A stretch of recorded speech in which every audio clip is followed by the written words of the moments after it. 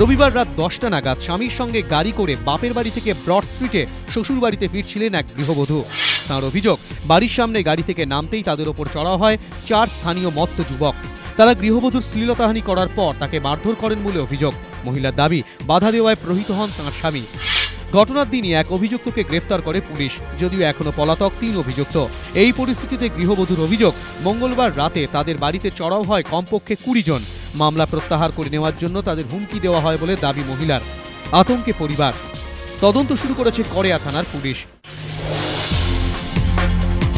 মধ্যমগ্রাম কাণ্ডকে কেন্দ্র করে রাজনৈতিক চাপানুতোর অব্যাহত। মৃতার দেহ নিয়ে মিছিল বামেদের।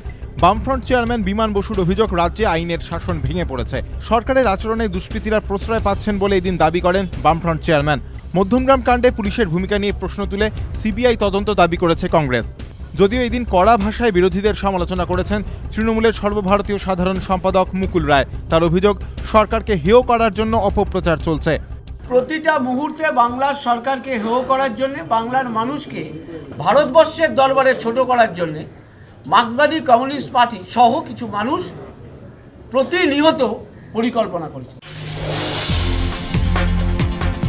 রেজ্জাক মোল্লা মানেই বিতর্ক, রেজ্জাক মোল্লা মানেই জল্পনা কল্পনা।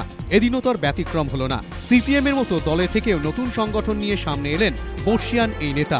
অরাজনৈতিক এই সংগঠনের নাম মিশন আদম। প্রকাশিত হলো সংগঠনের মুখপত্র। বর্তমানে সংগঠন অরাজনৈতিক হলেও ভবিষ্যতে রাজনীতির ময়দানে দেখা যাবে কিনা, এই প্রশ্নের উত্তর এড়িয়ে গেলেন রেজ্জাক মোল্লা। আরও উস্কে দিলেন জল্পনা কল্পনা। রেজ্জাক মোল্লার দাবি, তিনি কোনো দলের বেতনভোগ কর্মী নন। রাজনীতি করলেও তার একটা সামাজিক সত্তা রয়েছে। সেই সত্তাই তাকে টেনে এনেছে এই সংগঠনে, যে সংগঠন প্রথম দিন থেকেই সরব সরকার বিরোধিতায়। সিপিএম ছেড়ে আদৌ কি স্বতন্ত্র রাজনৈতিক মঞ্চ তৈরি করতে চাইছেন রেজ্জাক মোল্লা, নাকি তৃণমূলের সংখ্যালঘু ভোট ব্যাংক ভেঙে দিতে বকলমে সিপিএমের হয়েই আসরে নেমেছেন তিনি? আপাতত অমীমাংসিত 2 প্রশ্নের উত্তরই। 36 বলে 17 রান করে দ্রুততম সেঞ্চুরি নজির গড়লেন নিউজিল্যান্ডের কোরে অ্যান্ডারসন। ভেঙে গেল আফ্রিদির 17 বছরের রেকর্ড। ইনিংস সাজানো 14টি ওভার বাউন্ডারি দিয়ে। আরেকটি হলে রোহিত শর্মার সর্বাধিক 16টি ওভার বাউন্ডারির রেকর্ডও ছাপিয়ে যেতে পারতেন।